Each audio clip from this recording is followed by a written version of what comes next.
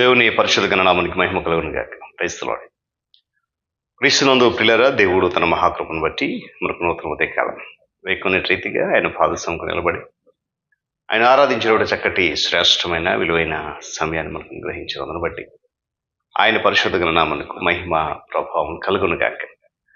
క్రీస్తునందు ప్రియులైన దైవజనులు, స్నేహితులు, విశ్వాసులు, సహోదరులు ఈ కార్యక్రమాన్ని వీక్షిస్తున్న ఆత్మీయులందరికీ కూడా యేసుక్రీస్తు వారి పరిశుద్ధ నామంలో ఉదయకాలపు శుభములు మరియు వందనాలు తెలియజేస్తాను. మీరంతా బాగున్నారు కదండి? చాలా సంతోషం.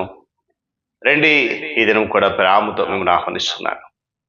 అనుదిన అభివృద్ధి ఉదయకాలపు ధ్యానాలు అనేటువంటి ఈ ఆధ్యాత్మిక కార్యక్రమంలో అదొకటి పాలు బాక్స్లో వండి దేవుని యొక్క సన్నిధిలో ఆనందించండి. మీ దగ్గర బైబిల్స్ ఉన్నాయా? రైట్, తెరచి చూడండి. లేని పక్షం చదివిన మాట జాగ్రత్తగా విని గ్రహించి వాక్య ధ్యానంలో పాలు బాక్స్లకండి. నేటి దిన ధ్యాన వాక్యంగా మొదటి రాజుల గ్రంథం 2వ అధ్యాయం 28వ వచనం నుండి మొదటి మాటను చదువుతున్నాను. అబిషాలోము పక్షము అవలంబింపకపోయినను అదోనియా పక్షము అవలంబించి ఉండెను. దేవుడు తన పరిశుద్ధ లేఖన మాటను మన కొరకు దీవించును గాక. ప్రార్థన. మహాగణుడును మహోన్నతుడ ప్రియ తండ్రి, మీకు వందనాలు.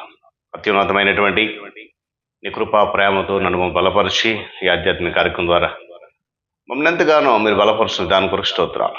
నేను కూడా అటు నీ కృపలో నడిపించి బలపరచండి. యేసయ్య నామమున అడుగుతున్నాను తండ్రి, ఆమేన్. మంచిది పిల్లరా, చదవని మాట మన జాగ్రత్తగా గమనిద్దాం.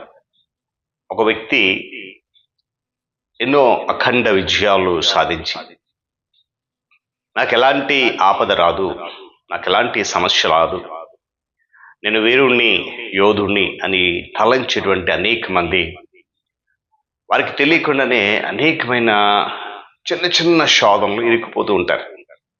ఆ కోవకు చెందినవాడే యోవాబు.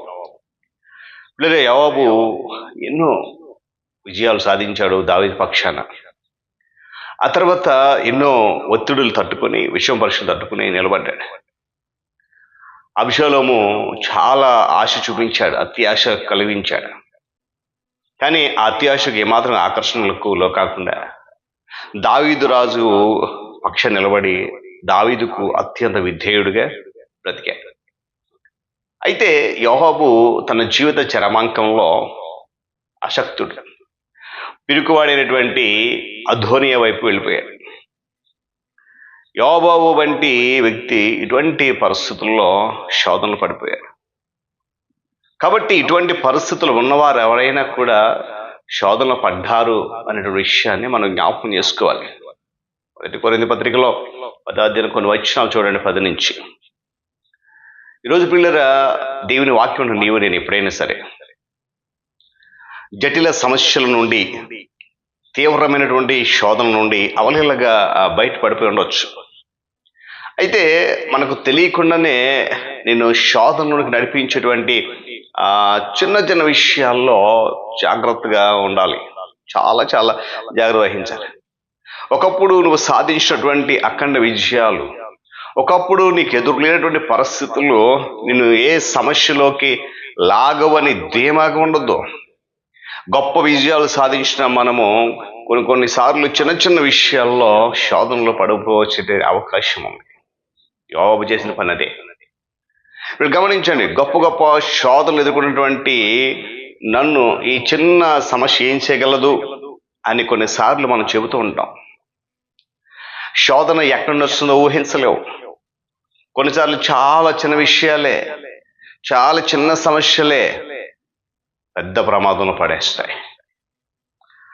ఒక గొప్ప ఆధ్యాత్మిక విజయం తర్వాత చాలా చిన్న విషయాలు నన్ను సమస్యల్లో పడేయచ్చు.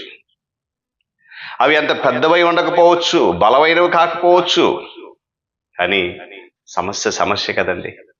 గమనించాలదే కాదు సమయంలో మనం వాటి విషయంలో ముందు నుండే అప్రమత్తంగా ఉండాలి, ముందు నుండే జాగ్రత్త వహించాలి, ముందు నుండి చాలా అణుకువ కలిగి ఉండాలి.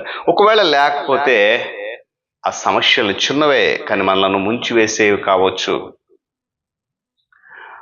జటిల సమస్యల్లో, గొప్ప శోధనలో మనము దేవుని పట్ల నమ్మకంగా ఉండాలి. గమనించాలి ఉదయకాల సమయంలో. అయితే పైకి కనిపించినటువంటి చిన్న చిన్న శోధనలు జటిల సమస్యల్లో ఏమండి అవి నేను అసాధారణంగా గమనించాలి. ఉదయకాల సమయంలో నిన్ను నీవు అసాధారణ అంచనాలకు మించి పరీక్షించుకొని ఏం చేయాలంట?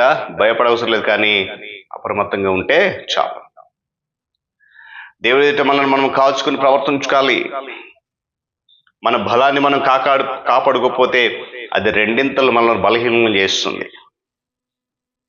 మన బలాన్ని హరించేటువంటి శోధనలు ప్రవేశించేది వాస్తవానికి ఇటువంటి సందర్భాల్లోనే. వీళ్ళని గమనించిన ఉదయకాల సమయంలో బైబిల్ వ్యక్తులు కొందరు తాము బలవంతులు అనుకుంటూ తొట్టుపడినటువంటి సందర్భాలు ఎన్నో ఉన్నాయి. వాళ్ళు ఎవరు కూడా తాము బలహీనులమని తలంచిన సందర్భాల్లో శోధన పడలేదన్నటువంటి విషయాన్ని మనం గుర్తుపెట్టుకోవాలి. విశ్వాసం ద్వారా దేవుని శక్తితో కాపాడబడి మీ కొరకే భద్రపరచబడి వాక్యం జ్ఞాపకం చేస్తుంది. కనుక ప్రతి చిన్న శోధన విషయంలో జాగ్రత్తగా ఉండాలా. యోబు చాలా విజయాలు సాధించాడు దావీదు పక్షాన, కానీ పిరికివాడు శక్తిమంతుడు కానిటువంటి అదోని వైపు వెళ్ళి భయపడి దాక్కునే పరిస్థితి వచ్చింది. అదే కలిసిన పిల్లరా, దేవుని పక్షాన ఎన్నో విజయాలు సాధించిన మనం చిన్న సమస్య కదా అని చెప్పేసి దానిని తేలిక తీసుకోవద్దు. అపవాది ఆ చిన్న సమస్యను ఉపయోగించి ఎన్నున్నాడు కూడా దేవుని ఆధ్యాత్మిక జీవితానికి దూరపరిచే ప్రమాదం ఉంది. కనుక జాగ్రత్తగా ముందుకు వెళ్దాం. దేవుడి మాటలు మన కొరకు దీవించునుగా. ప్రార్థన. మహాగరుడ మహోన్నతుడు మీకు వందనాలు, సర్వాధిపతి స్తోత్రాలు. అత్యున్నత కృపతో తిరిగి నూతన ఉదయకాల సమయంలో విలువైన మాటలు యోబు జీవిత ద్వారా మాకు ఇచ్చాడు. నిజమే, ఎన్నో అఖండ విజయాలు సాధించాడు దావీదు పక్షాన్ని, కానీ పిరికివాడై ఉన్నటువంటి అదోని వైపు వెళ్ళి నా తండ్రి పారిపోయి దాక్కున్నాడు. చిన్న సమస్యలు ఇరుక్కుని ఆయన భంగపడ్డాడు, ఆ శోధన చేయించలేకపోయాడు. ఆయన ఈ వాక్యం ద్వారా మేము ఏ చిన్న శోధన వచ్చినా కూడా జాగ్రత్తగా దాన్ని నాయన మరి ఆ జయించగలిగే శక్తిని మాకు అనుగ్రహించమని ఈ వాక్యం ఉంటే బిడ్డలందరూ జీవితంలో ఫలభరితంగా మార్చమని యేసయ్య నామమున అడుగుతున్నాం తండ్రి, ఆమేన్.